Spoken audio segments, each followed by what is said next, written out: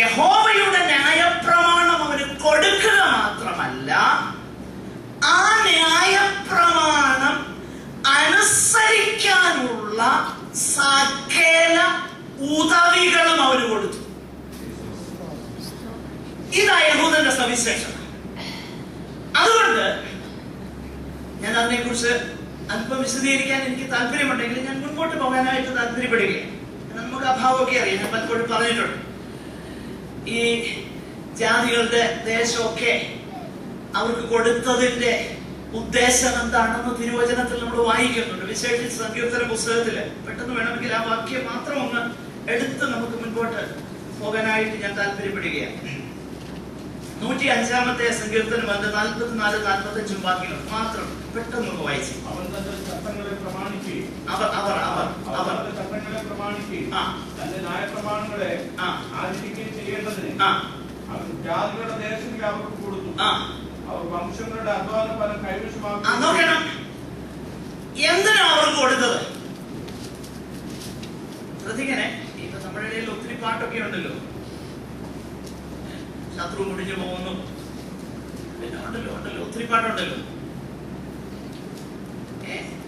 പ്രിയമുള്ളവരെ, അതൊന്നും അക്ഷരീകമായി നമുക്ക് ക്ലെയിം ചെയ്യാനുള്ളതല്ല. പിന്നെ ആർക്ക് കൊടുത്താന്ന് അറിയാം? ഒന്ന് വായിച്ചേ, ആ ഭാഗം ഒന്ന് വായിച്ചേ.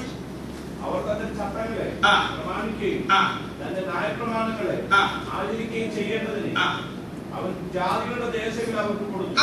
അപ്പൊ എന്തിനാണ് കൊടുത്തത്? ന്യായപ്രമാണം കൈലോട്ട് കൊടുത്തേച്ച് അതനുസരിക്കാനുള്ള ഇൻസെന്റീവായിട്ടാണ് എന്ത് കൊടുത്തത്? ജാതികളുടെ ദേശങ്ങളെ കൊടുത്തതും വംശങ്ങളുടെ അധ്വാന ഫലം കൈവശമാക്കുകയും ചെയ്തതെന്തിനാ? ഈ ഉദ്ദേശത്തിന് വേണ്ടിയിട്ട്. അപ്പൊ അക്ഷരീകമായിട്ട് വളരെ ക്ലിയർ ബൗണ്ടറീസ് പറഞ്ഞ് ഇതെല്ലാം കൊടുത്തു, ഇതെല്ലാം കൊടുത്തേച്ച് പറഞ്ഞു അനുസരിച്ചോളാം. പക്ഷെ അവരെന്ത് ചെയ്തില്ല? അവർക്ക് അനുസരിക്കാൻ കഴിഞ്ഞില്ല.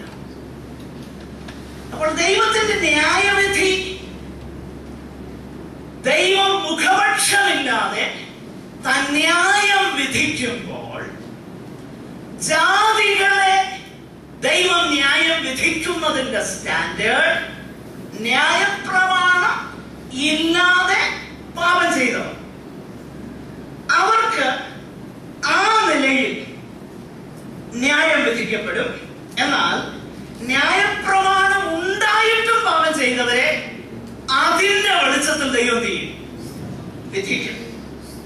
അടുത്ത വാക്യം, ന്യായപ്രമാണം കേൾക്കുന്നവരല്ല ദൈവസന്നിധിയിൽ നീതിമാന്മാർ, ന്യായപ്രമാണം ആചരിക്കുന്നവരത്രേ നീതി. അവിടെ ഒരു വാക്കൊന്ന് വിശദീകരിച്ചു പോകാം, പിന്നീട് നമ്മളത് വിശദീകരിക്കും.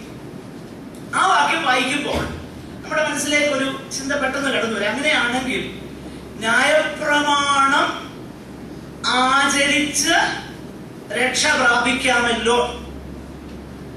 പ്രിയമുള്ളവരെ, ന്യായപ്രമാണം പാപത്തെ കുറിച്ചുള്ള ബോധ്യമാണ് നമുക്ക് തരുന്നത്.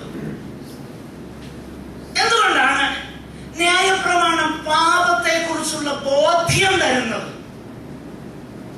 എന്തുകൊണ്ട് ന്യായപ്രമാണത്തിന് നമ്മെ രക്ഷിക്കാൻ ഒക്കുന്നില്ല? ന്യായമായിട്ട് നമ്മുടെ മനസ്സിലേക്ക് ഒരു ചിന്ത വരാം. എടാ, ഈ ന്യായപ്രമാണം ആരുടേതാ? ആരുടെയാ ന്യായപ്രമാണം? ദൈവത്തിന്റെ ന്യായപ്രമാണം. അപ്പൊ ദൈവത്തിന്റെ ന്യായപ്രമാണം കൊടുത്തേച്ച് ദൈവം പറഞ്ഞു, ഇത് ആചരിച്ചാൽ നിങ്ങൾ എന്ത് ചെയ്യും? നിങ്ങൾ രക്ഷപ്പെടും. അവയെ ചെയ്യുന്നവൻ അതുമൂലം ജീവിക്കും. അങ്ങനെയെങ്കിൽ ഇതിന്റെ 3-ാം അധ്യായം റോമാലേഖനം 3:20 വായിച്ചു. അതുകൊണ്ട് ന്യായപ്രമാണത്തിന്റെ പ്രവൃത്തികളാൽ ഒരു ജഡവും അവന്റെ സന്നിധിയിൽ നീതീകരിക്കപ്പെടുകയില്ല. ന്യായപ്രമാണത്തിന്റെ പ്രവൃത്തികളാൽ ഒരു ജഡവും അവന്റെ സന്നിധിയിൽ എന്തുകൊണ്ടാണ് നീതീകരിക്കപ്പെടാത്തത്? ന്യായപ്രമാണത്തിന്റെ കുഴപ്പം അത് ന്യായപ്രമാണത്തിന്റെ കുഴപ്പമെന്ന് പറയാൻ പറ്റില്ല. കാരണം എന്താ? അത് ആരുടെ ന്യായപ്രമാണമാണ്? ദൈവത്തിന്റെ ന്യായപ്രമാണം. അപ്പൊ ദൈവത്തിന്റെ ന്യായപ്രമാണം ഇമ്പോസിബിൾ ആയിട്ടുള്ള ഒരു കാര്യം കൊടുത്തേച്ച് നീ അനുസരിച്ചോ എന്ന് പറഞ്ഞേച്ച് അനുസരിക്കാൻ ഒക്കത്തില്ലെന്ന് കണ്ടപ്പോ അവനെ ശിക്ഷിക്കുന്നത് നീതിയാണോ? ഒപ്പം വരട്ടെ. ദൈവത്തിന്റെ ന്യായപ്രമാണം ഇവിടെ പറയുന്നു, ന്യായപ്രമാണത്താൽ പാപത്തിന്റെ പരിജ്ഞാനമേ വരുന്നുള്ളൂ. എന്നാ അതിന്റെ കാരണം? ന്യായപ്രമാണത്തിന്റെ കുഴപ്പമാണോ? അല്ല. കുഴപ്പം എവിടെയാണെന്നുള്ളത് അതിന് നമ്മളെ ആ വാക്യം കൂടെ പിന്നീട് നമ്മൾ അതിനെക്കുറിച്ച് വിശദമായിട്ട് പഠിക്കും. എങ്കിലും പെട്ടെന്ന് ഒന്ന് പറഞ്ഞു പോകാം. റോമാലേഖനം 8:4 ഒന്ന് വായിച്ചേ. സോറി, 8:3. ന്യായപ്രമാണത്തിന് കഴിയാത്തതിനെ നോക്കുക. ന്യായപ്രമാണത്തിന് കഴിയാഞ്ഞതിനെ. എന്തുകൊണ്ടാണ് ന്യായപ്രമാണത്തിന് കഴിയാഞ്ഞത്? അത് ന്യായപ്രമാണത്തിന്റെ കുഴപ്പമല്ല, പിന്നെ ആരുടെ കുഴപ്പമാണ്? നമ്മുടെ കുഴപ്പം. പാപം നമ്മിൽ അധിവസിക്കുന്നത് കൊണ്ട് ദൈവത്തിന്റെ പരിശുദ്ധമാകുന്ന വിലപ്പെട്ടതാകുന്ന ആ ന്യായപ്രമാണത്തെ, ദൈവത്തിന്റെ നീതിയുടെ ഡിമാൻഡ്സ് മീറ്റ് ചെയ്യാൻ എനിക്കൊക്കത്തില്ലെന്ന് ഞാൻ മനസ്സിലാക്കി. എന്റെ കുഴപ്പം കൊണ്ട്, മനസ്സിലായോ? എന്നിൽ പാപമുള്ളത് കൊണ്ട്. ദൈവത്തിന്റെ ന്യായപ്രമാണം നല്ലതാണ്, ദൈവത്തിന്റെ ന്യായപ്രമാണം വിശുദ്ധമാണ്. എന്നാൽ എന്നിൽ പാപമുള്ളത് കൊണ്ട് എന്ത് കഴിയുന്നില്ല? ന്യായപ്രമാണത്തെ എനിക്ക് അനുസരിക്കാൻ കഴിയുന്നില്ല. അതാണ് ജഡത്താലുള്ള ബലഹീനത. അതുകൊണ്ടാണ് 3:20 നമ്മൾ വായിക്കുന്നത്, ന്യായപ്രമാണത്താൽ എന്തേ വരുന്നുള്ളൂ? പാപത്തിന്റെ പരിജ്ഞാനം വരുന്നു. അപ്പം എനിക്ക് ന്യായപ്രമാണത്തിന്റെ നീതിയെ മീറ്റ് ചെയ്യാൻ എനിക്ക് കഴിയുന്നില്ല. മാത്രമല്ല, ന്യായപ്രമാണം നമ്മെ ആരിലേക്ക് കൊണ്ടുപോവുകയാണ്? ക്രിസ്തുവിലേക്ക് നടത്തുകയാണ്. ഇൻ അതർ വേർഡ്സ്, ന്യായപ്രമാണം നമ്മുടെ കുറ്റം എന്താണെന്ന് കണ്ടുപിടിക്കുന്ന ഒരു നല്ല ഡോക്ടറെ പോലെ ഇരിക്കുക. എന്നാൽ അതിന്റെ പരിഹാരം തരാൻ കഴിയുന്ന വ്യക്തിയുടെ അടുക്കലേക്ക് നമ്മെ നയിക്കുവാനാണ് ന്യായപ്രമാണം വെച്ചിരിക്കുന്നത്. അതുകൊണ്ടാണ് ക്രിസ്തുവിലേക്ക് നമ്മെ നടത്താനുള്ള ഉപാധിയായിട്ടാണ് ന്യായപ്രമാണം ഇരിക്കുന്നത്.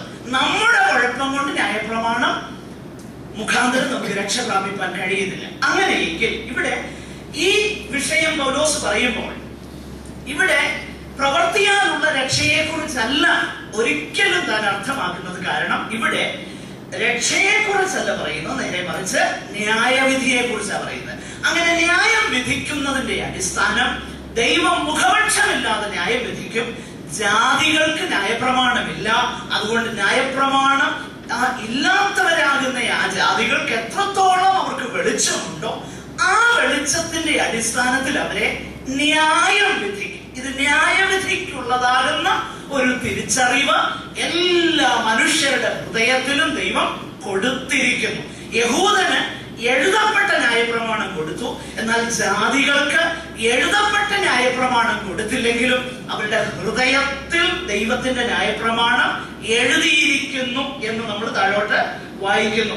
താഴോട്ട് നമ്മൾ വായിക്കുന്നത്, ന്യായപ്രമാണം ഇല്ലാത്ത ജാതികൾ ന്യായപ്രമാണത്തിലുള്ളത് സ്വഭാവത്താൽ ചെയ്യുമ്പോൾ അവർ തങ്ങൾക്ക് തന്നെ ഒരു ന്യായപ്രമാണം ആകുന്നു എന്ന് പറഞ്ഞു കഴിഞ്ഞാൽ they are a law unto themselves, they frame their own laws എന്ന അർത്ഥമല്ല.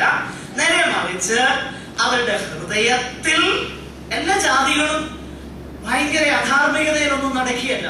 നല്ലവരൊത്തിരി പേരുണ്ട്.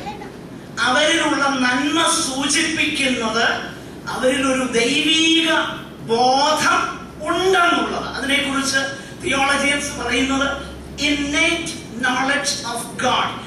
ജന്മന ഒരു വ്യക്തിയിലുള്ള ദൈവബോധം, അതിനെക്കുറിച്ചാണ് പൗലോസ് ഇവിടെ പറയുന്നത്. അപ്പോൾ അതിന്റെ വെളിച്ചത്തിൽ